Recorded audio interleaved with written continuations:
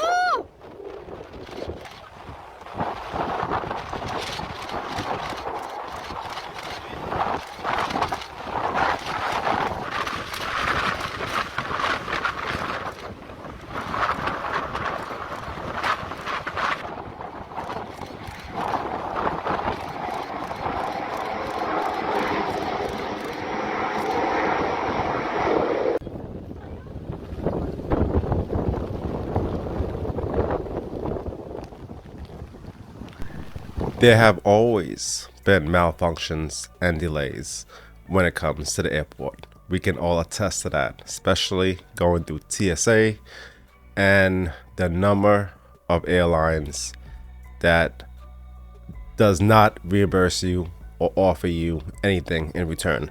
Anyways, that's another spill. But there is something weird going on with all these malfunctions in different parts of the world. Right? Especially with these UAPs in the sky. What are your thoughts there? Now, for the victims and the families of that horrific crash, my condolences to any of you who are watching that, or any of you who known someone in that crash. My prayers and my sympathy to all the families and the victims of that horrible incident. All right, let's keep diving. In one day, December 28th, 2 Boeing planes had failures, one resulting in a catastrophic explosion. Both planes were Boeing 737-800s.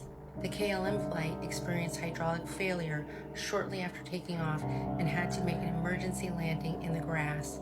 Fortunately, nobody was killed. The Jeju flight from Bangkok was not so lucky. The plane's landing gear failed and the plane had to land on its belly, crashed into a wall because it was going too fast without the landing gear, and exploded, killing nearly everyone. As you guys know, 3 different Boeing 737 MAXs failed and crashed because Boeing were being cheap. If you haven't already seen the documentary about Boeing on Netflix, I highly recommend you watch it. You will never want to fly in a Boeing ever for the rest of your life. Boeing's whistleblowers also ended up dead. Boeing whistleblower has tragically passed away. Sudden infection. Another Boeing whistleblower died by suicide. Why are Boeing whistleblowers mysteriously dying? Joshua Dean was just 45 and had been in good health before contracting a deadly infection. 2 months prior, John Barnett was found dead in his car, having apparently shot himself. Both men had complained that defects with Boeing planes had been covered up.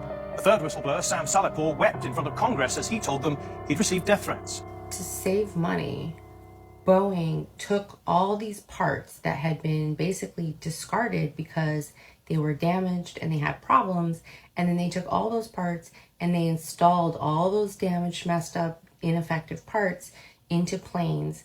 Despite all the crashes that they caused in order to make more profits for their shareholders, they got off with a slap on the wrist. None of the executives were put in prison. This is a pattern here. These corporations are extremely powerful and they don't mind gambling with our lives because they know they're going to make more money that way and they won't be punished. So healthcare isn't safe, our planes aren't safe, our schools aren't safe, and Elon Musk has $400 billion. After doing this dive, I don't know if I ever want to fly in a Boeing aircraft again. And we're going to dive into a little bit more in Boeing. Let's go.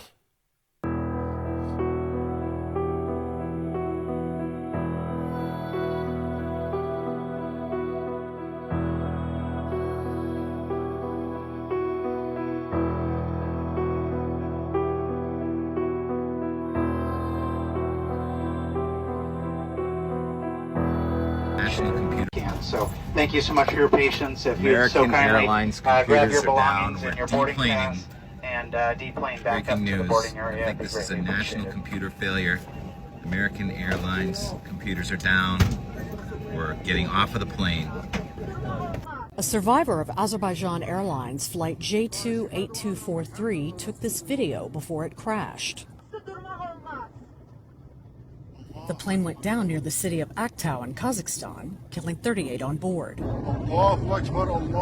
survivor, one of 29, filmed himself praying.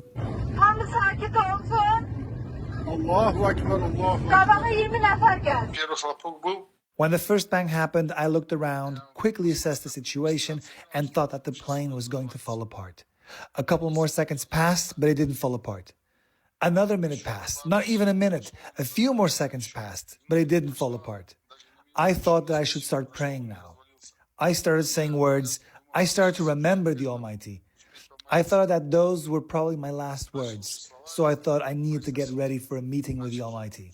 So while this meeting hasn't happened yet, I thought I needed to earn more favor from him. The cause of the crash is under investigation, but Azerbaijan Airlines says the plane crashed after, quote, external interference. Feet above port.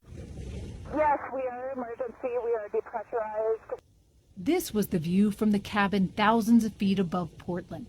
For 14 terrifying minutes, nothing stood between the 177 people on the Alaska Airlines flight and the cold evening sky. We do need to return back to. We have 177 passengers. The distress call came shortly after takeoff when a panel over an exit that's only open for maintenance, called a door plug, blew off 3 miles above the ground. Emergency aircraft are now leveling 12,000. The plane, a Boeing 737-9 MAX, just a few months old, landed safely, and remarkably, no one was seriously injured. A month later, the National Transportation Safety Board's investigation revealed 4 bolts required to secure the MAX's door plug were removed during production at Boeing's factory in Renton, Washington, and never reinstalled. Boeing says it can't find any paperwork to explain how a plane left the factory broken. One, this is not a 737 problem, it's a Boeing problem. When I first started working at Charleston, I was in charge with pushing back defects to our suppliers. I'd take a group of inspectors and actually go to the supplier and inspect their product before they sent it in. Well, I'd taken a team of 4 inspectors to Spirit Aerosystems to inspect the 41 section before they sent it to Charleston. And we found 300 defects. Some of them were significant that needed engineering intervention. When I returned to Charleston, my senior manager told me that we had found too many defects and he was going to take the next trip. So the next trip he went on, he took 2 of my inspectors. And when they got back, they were given accolades for only finding 50 defects. So I pulled that inspector aside and I said, did Spirit really clean up their act that quick? That don't sound right. And she was mad. She said, no. Said the 2 inspectors were given 2 hours to inspect the whole 41 section and they were kicked off. John Burnett. Breaking news as Boeing whistleblower John Burnett's cause of death has officially been revealed, and it is what we were all afraid of. 62-year-old John Burnett mysteriously died on March 9th when he was going to give his testimony against Boeing. He was a quality control engineer for Boeing where he worked for more than 3 decades, and he had evidence that they were cutting corners, putting faulty parts on planes, not ensuring the safety of the workers, etc. Now I'm going to share the full autopsy report with you guys, but they said that he was found in his driver's seat of his orange Dodge Ram, the body was warm, and rigor had not yet set in. They said black powder, which appeared to be GS residue, was on his right hand, and inside the vehicle they found a semi-automatic Smith & Wesson, a loaded magazine, and unfired cartridges. They also said they found a notebook containing what appeared to be a take-your-own-life note. They said the cause of death was a GSW to his head, and the manner of death was that he took his own life. Here's part 1 of the coroner's report, which you can pause and read. And here's the second part of that report.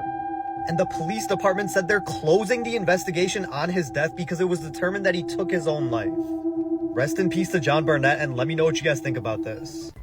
You know, what really blows my mind is the fact that this whistleblower, pointed out the defects, pointed out that Boeing was cutting corners, and yet they swept it under the rug to save money, and at the expense of who? People like you and I who fly in these type of aircrafts. Now, I'm not promoting fear or any conspiracy here, but if you look into the Boeing incidents, you will go down a dark rabbit hole. There are so many creepy things on Boeing. I highly encourage you to do your own deep dive. Now, we're going to dive into the astronauts.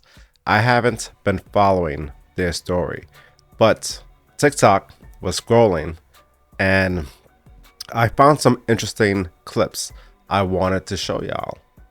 All right, let's get diving into the 2 lost astronauts in space. Y'all don't even realize they at least snuck those astronauts that were stuck in space for months on the ISS back down here, and tell me why they were rushed to the hospital and they ain't leaving. No, literally, they hospitalized both of them immediately when they land in Houston and will not let them leave. And I know why. And I told y'all they was up there for a reason. It is not a coincidence that they kept this on the hush, especially after they were stuck in space for months on end and they weren't supposed to return till next year. But now they are keeping quiet about the conditions of the astronauts and why they're basically put in. And I know some of y'all are a little hard of fucking hearing because y'all don't listen. So let's get into the article and let me reiterate why the fuck they're in the hospital. So the SpaceX crew astronauts were taken to a medical facility out of an abundance of caution. This is an official statement from NASA. The NASA news chief, Cheryl Warner, said in a statement from the space agency shared at 8 a.m. today. So initially when they landed, they definitely didn't get to go see anyone they knew. They took them directly to another post-flight medical evaluation. Oh, baby, and all the crew members went, not just the astronauts that have been stuck up there for months. Remember how I told you back in April that this was up at the space station, that they were gonna go fuck with it, and literally not even 2 months later, they sent those fucking astronauts up there? Yeah, they're not coming back from that hospital, boo. Because believe it or not, they were sent up there on a mission, and the mission was not to come back without being, taken to that medical So many facility. people. New Mandela effect just dropped. By now, everyone has heard about these 2 astronauts that have been stuck in space for more than 6 months. But so many people are claiming that they swear they remember these astronauts getting rescued already. And this is actually blowing my mind because I myself vividly remember seeing a video probably about a month ago. This lady on a stretcher right after she was rescued.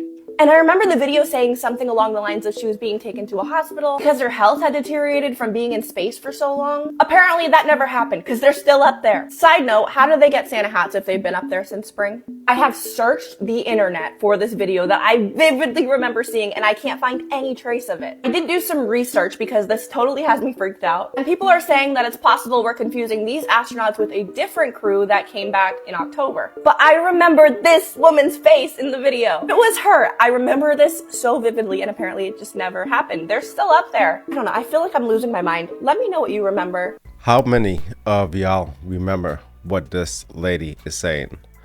Like I said, I haven't been following the astronaut, case, so to speak. But it seemed interesting after scrolling through TikTok and finding these bizarre coincidences, I guess you would say, or anomalies. anomalies. How do you say that? Anomalies. There we go. Okay, so let me get this straight. 2 astronauts, right? Suni Williams and Butch Wilmore went out for a space mission, an 8-day space mission, back in June. They get trapped out in space on accident. Wasn't planned. But they just posted a picture today wearing Christmas hats. Okay? Let me explain this to you. They went out for an 8-day mission back in June. 8 days back in June. Today, since they're still trapped out there, they sent us a picture to be like, hey, we're doing all right. Why do you have Christmas hats on? Where did you get them from? Where did you get the Christmas hats from? Listen, I'm not a conspiracy theorist. I'd rather just have the answer. But two things don't add up to me. If the mission was only 8 days back in June, there's no reason for them to have Christmas hats in December. How would they have Christmas hats? The mission was supposed to be 8 days in June. You're supposed to be back before Christmas. There's no reason for you to have Christmas hats. Now also, if you're telling me they're sending them supplies, why would you send them Christmas hats? They're trapped out in space. They want to come home. And you're sending Christmas hats? Something ain't adding up. I don't know exactly what it is, but something not making up. Something not adding up. Something not adding up. I don't know what y'all doing. Something not making no sense. Great time of year up here. We get to spend it with all of our family up on the International Space Station. There's 7 of us up here, and so we're going to get to enjoy company together. And one of the best things that I like about Christmas is the preparation and just getting ready, the anticipation, everybody getting together and preparing stuff and just getting ready for the holiday. And a couple little things we have here with us to just prepare, which will be sort of fun. And Christmas is synonymous with food and feasting, and boy, do we have a feast packaged up here. Merry Christmas. Come out. How did they get back up there, though? That's my question, Daily Mail, because it was only like a month ago. I just saw both of these astronauts come out and go straight to the hospital because they were having muscle issues from being up there for so long. But now you're telling me all of a sudden they're back up there.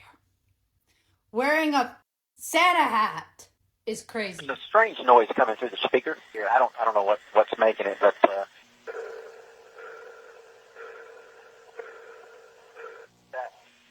All right, Butch, that one came through. It was kind of like a pulsing noise, almost like a sonar ping. I'll do it one more time, and I'll let y'all scratch your heads to see if you figure out what's going on. Here we go.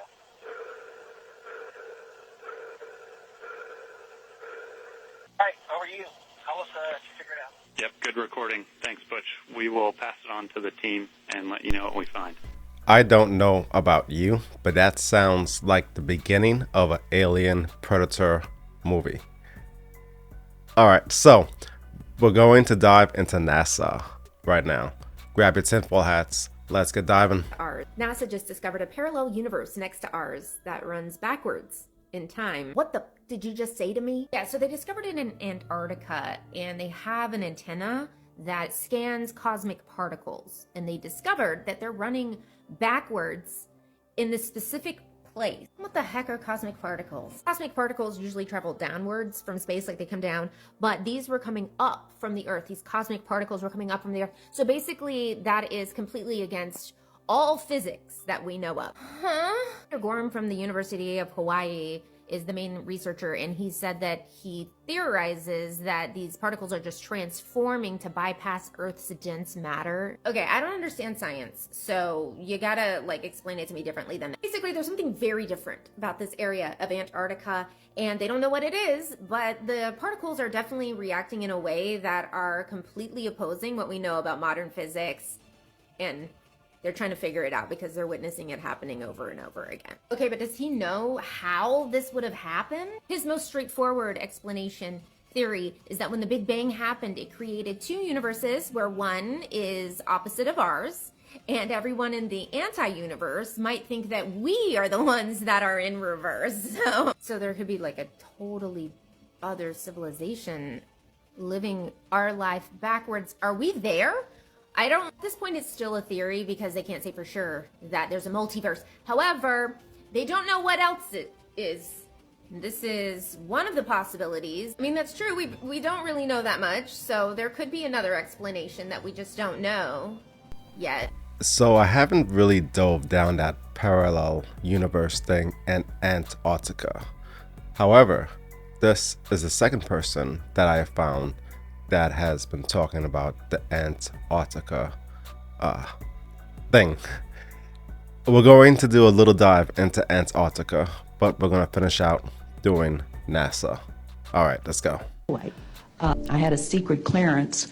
I was able to go into restricted areas, which this was. And I walked into a photo lab, which was the NASA lab across the hallway. At the time, I was talking to one of the techs in there, and he drew my attention to a photograph, a NASA photograph. And this was an aerial photograph of the Earth, I'm assuming the Earth, because it had pine trees on it. And the shadows of the craft, or whatever it was, were in the same angle as the trees.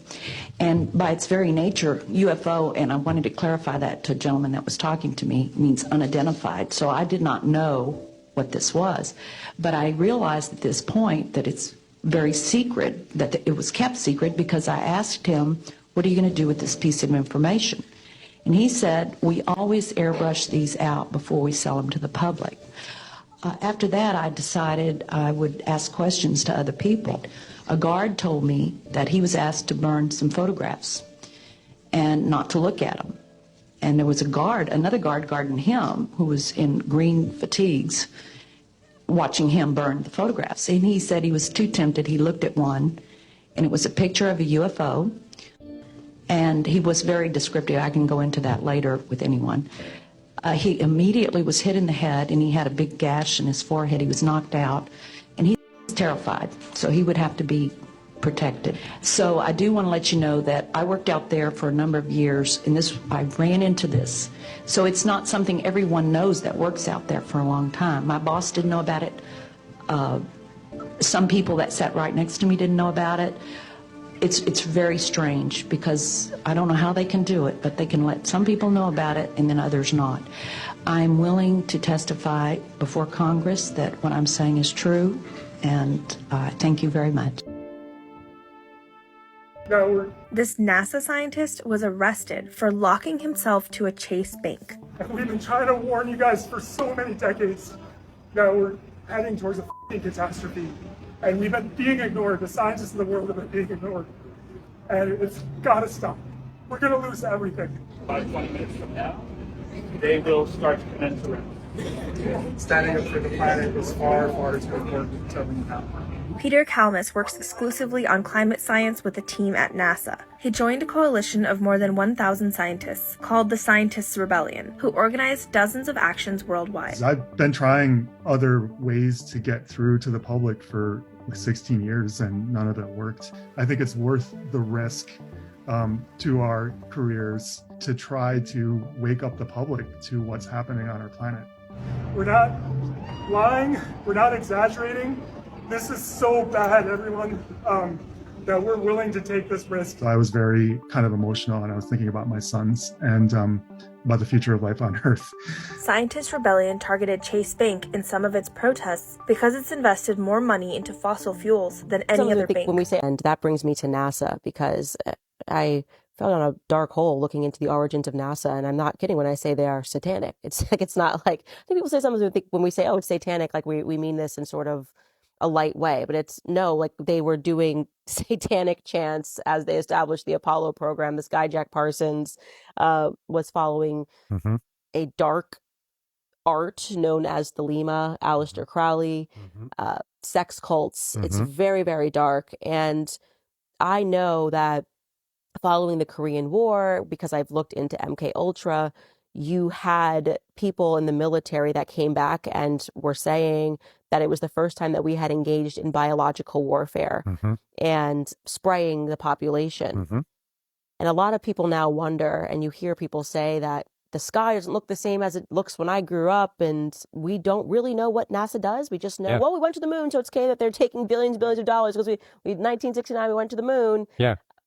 Do you think that biological warfare, like a piece of that, could be executed on even like our own population? And we're just theorizing here, obviously. I have no proof of that, but it's a conversation people are having. And they need to have that, because if they think it's in the interest of preserving the United States and its the upper levels of the national security state, we're in a post-constitutional government. Whether people realize it or not. Today, with 54-year better rocket designs and computer designs, the farthest that NASA can send a rocket with an astronaut into space is 1,000th the distance to the moon. That's why they're sending mannequins to orbit the moon that can't even land because they would die from the radiation. Most people don't know, which is above the Earth, starting at about 1,000 miles and extending about 30,000 miles, is a huge band of radiation that astronauts would have to go through to the moon and through again back.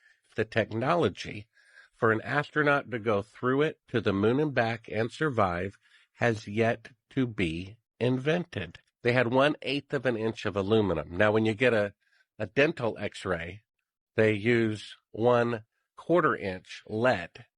And so that's for 1/24th of a second. They would be in that for an hour to an hour and a half going to the moon and an hour to an hour and a half coming back. Does anyone actually still watch the moon landing footage and think it's real? Houston, we've had a problem. Main B bus undervolt. Roger, main B undervolt. Stand by at 13, we're looking at it. Okay, right now, Houston, the voltage is looking good. Grab your tinfoil hats. We're about to dive into Antarctica. Let's go. That there are technologies at the South Pole Station that people can't even consider that exist on this planet. Like what? Directed energy weapon systems is something that people need to get into their vocabulary fast. The ice cube neutrino detector is not simply a passive listening device as presented for the science that they're claiming it to do.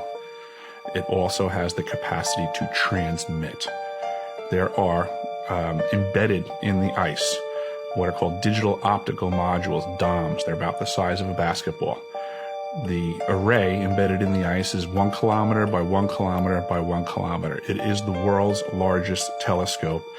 And now, because we have proven that it can transmit, it's the world's largest directed energy weapons system.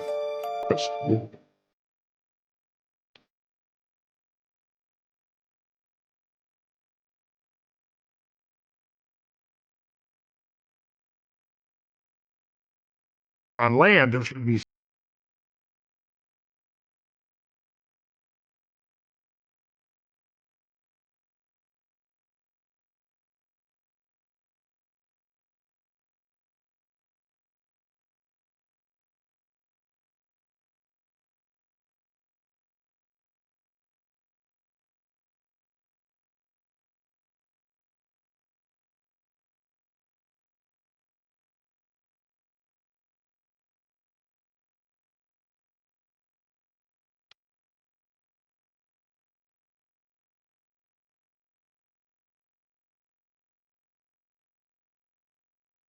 we can observe beyond the ice wall. Right, there are no aliens. There's just the civilizations that live beyond the ice wall. The hell are you talking about? See, they want you to believe that there's these alien civilizations out in the depths of outer space that may or may not be coming to get you, but it's just a facade.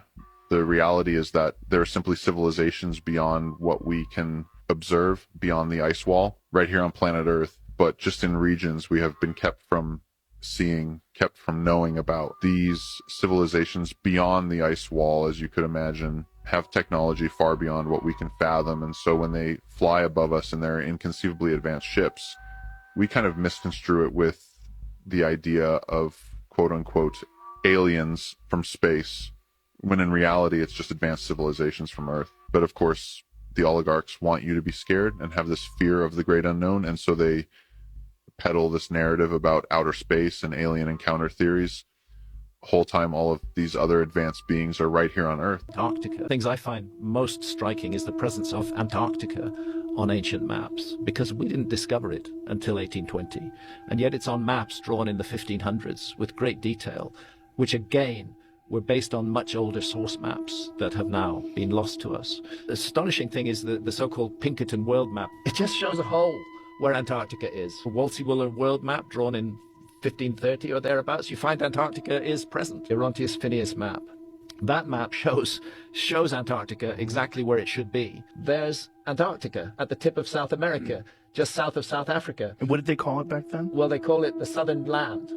And it's larger than it is today, but it was larger than it is today during the Ice Age. Antarctica was a much bigger. Now, what the fuck is it doing on a map drawn in the 1500s, which we know was based on older source maps when nobody knew it existed in the 1500s? To me, the obvious answer is we are dealing with the fingerprints of a lost civilization. So apparently Buzz Aldrin saw the devil himself in Antarctica. What? So this is the theory. In 2016, a satellite captured an image of what scientists believe to be a massive pyramid in Antarctica. This would be the largest pyramid ever found on Earth, bigger than the Great Pyramid of Giza, which is about 230 meters wide. And this pyramid in Antarctica would be 2,000 meters wide. So in 2016, Buzz Aldrin, alongside his team, embarked on an expedition to Antarctica with the aim of exploring and confirming the existence of this immense pyramid. So this is where it gets wild. During the expedition, Buzz Aldrin had a heart attack. He was hospitalized for days, but when he fully recovered and left the hospital, he tweeted something strange but quickly deleted it. It said, "We are all in danger. It is evil itself." What? And someone close to Buzz said they spoke with him, and he said one thing: "We thought out things we shouldn't implement." Aldrin also shared several chilling photos. To see them, follow us, click on share, then more, then want to photos. explore Antarctica. Anybody who wants to know about Antarctica, consider a couple of facts. That treaty, there's not one nation in the world that says, no, we want to explore Antarctica. The biggest military expedition in the history of the world was funded, and Admiral Byrd was the top man. But then he ends up getting a radio signal, but it's not from the command center.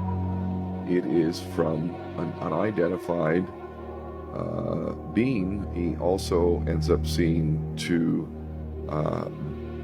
UFOs that are not using any understood means of propulsion. That's a good point. The nations of the world hardly agree on anything, but there's one thing they agree on. Oh, you can't go to Antarctica. Strange. Now I can't say what is and what isn't there, because, duh, I've never been to Antarctica. But one thing I definitely know is something is being hidden there. Something they don't want the public to see. I knew it. I just knew it. According to Russia, Antarctica is not what we've been told.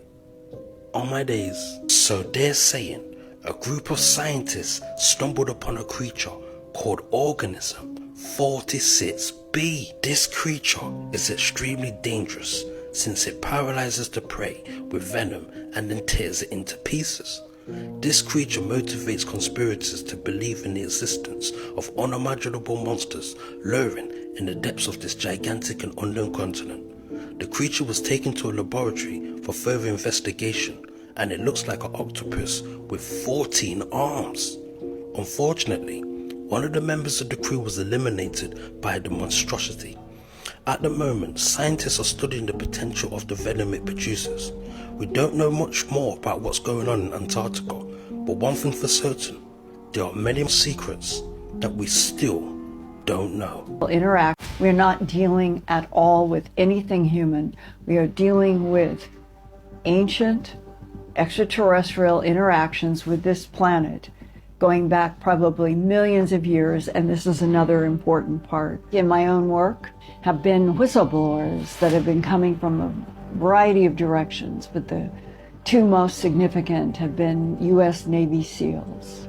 The entire moving Pangea continent that we know as Antarctica, the 2012 SEAL got there by going in on a submarine, coming out, and said to him it was one of the most astonishing things is that they came out of the submarine into what looked like a molded piece. The other Navy SEAL who was there in 2012, he's the one who came in on a submarine to this 2-mile deep entrance.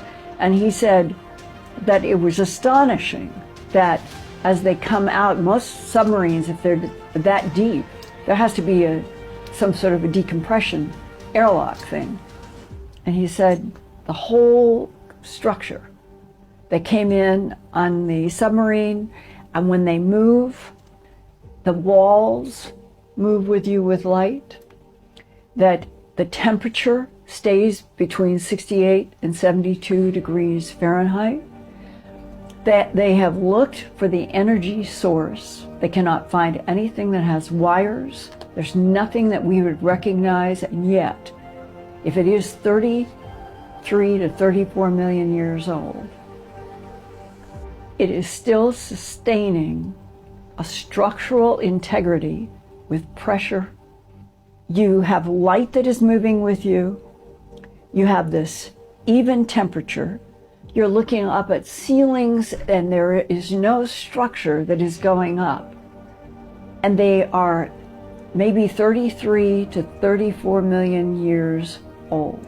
What he has seen with his own eyes 2 miles down under ice are hieroglyphs, 9-acre rooms, that the very material of which the ceilings are made is neutralizing gravity. That we are dealing with advanced intelligences that know how to take a wall, put in at the atomic level, programming. If this exists, why? What would be any possible reason for why humanity on the surface of this planet should not be told everything there is to know and show about huge architecture deep under the ice of Antarctica? Why? What are your thoughts on Antarctica? Do you believe there are advanced or ancient civilizations that were there or are still there? Are there aliens, Plemidians hiding out there? Is that their base headquarters? Are devils and demons roaming the ices? Let me know. All right, so we're gonna turn this around a little bit and we're going to dive into some creepy videos that I found while scrolling down my TikTok. Let's go. Yeah, it's coming. Call the police. Gotta call the police. What is it? Hey. Huwag mo lang bilang. Nakasend kasi.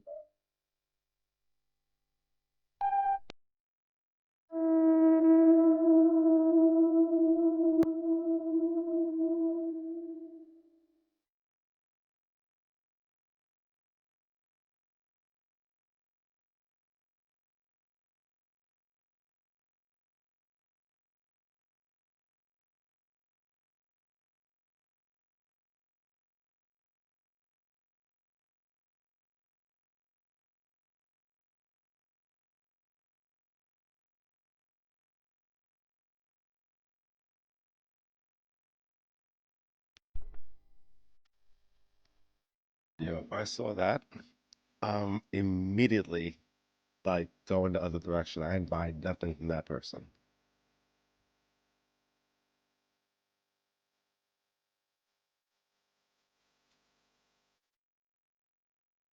I saw that.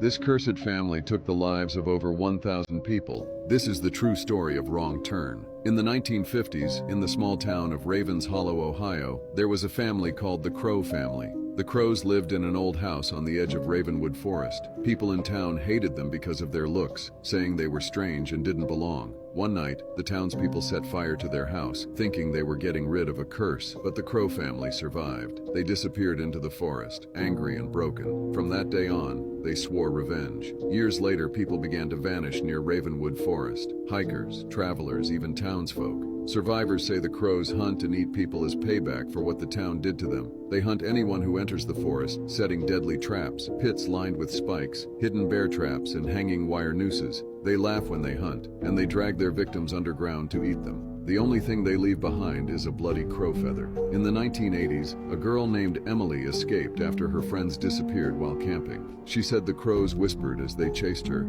"You burned us, now we burn you." Today, no one goes near Ravenwood Forest. Locals say you can still hear laughter and snapping twigs in the dark. If you see a crow feather at the forest's edge, don't go in. The Crow family is still waiting hungry for revenge. Shows Jeannie Wiley being allowed outside after being trapped in a dark room for over a decade.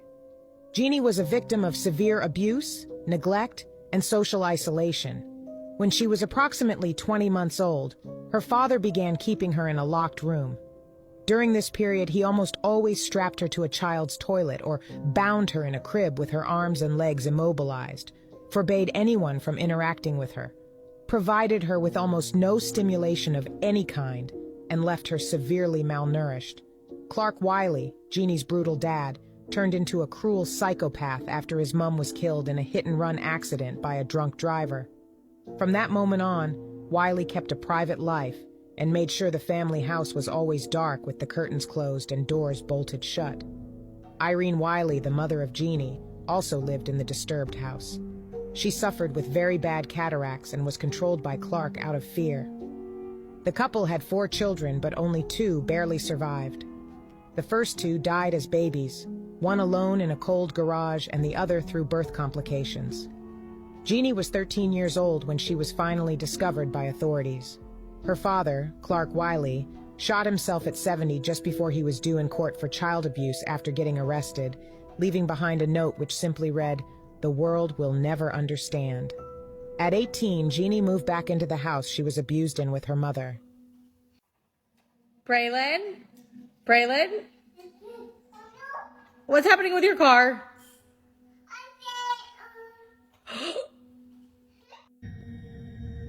Ooh. Hey, hon. Come here. Look. No, I can't do that. I don't think it's just down here. Look at that. This is the most active during the day that I've... Oh, there goes the Xbox too. Wait a minute. Oh, I'm not liking this. Oh, wow. Wait. I swear I can see... Ooh, stop it. I'm not liking that. Hun, let's go to dinner or something for a while. Time.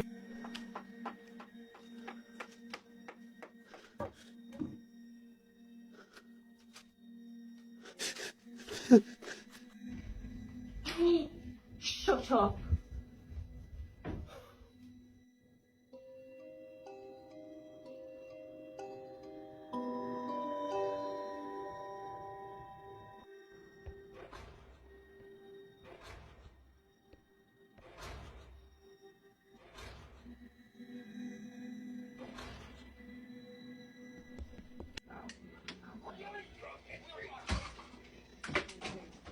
What did I just walk into?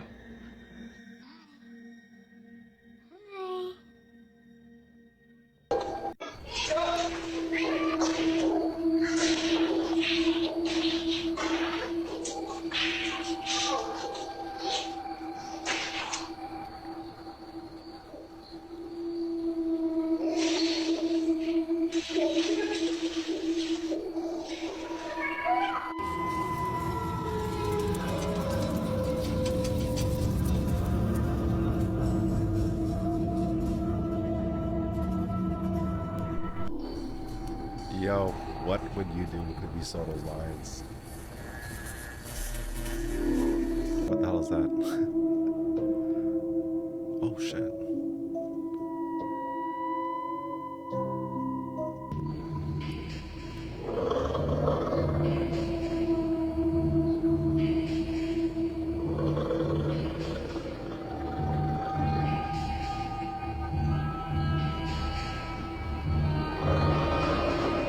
Alright, we just came through that deep dive with the planes, the Boeing situation going on, NASA, Antarctica, and these creepy videos while scrolling. So let's end this segment with some highs.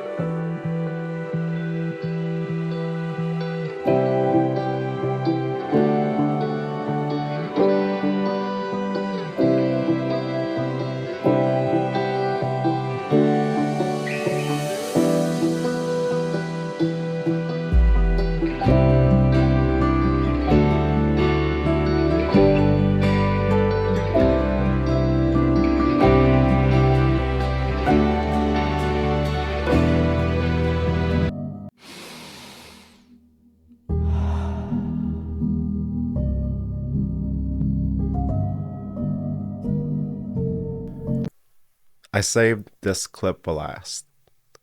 This is a feel-good clip to leave this segment off.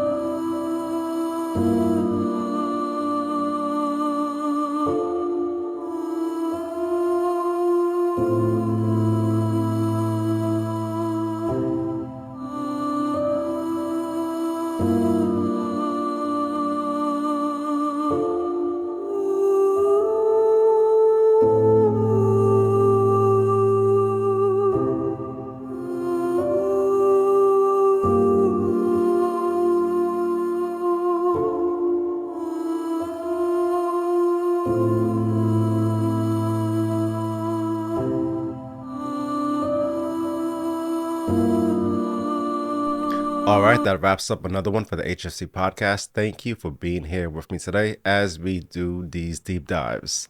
We had a peculiar and creepy one today, but we will always end us with some highs. So you don't leave the video feeling depressed, right? Or scared. Never fear. We don't promote fear. Stay safe in these dark, deceptive times. And remember, we are high frequency chaos. Until next time, peace!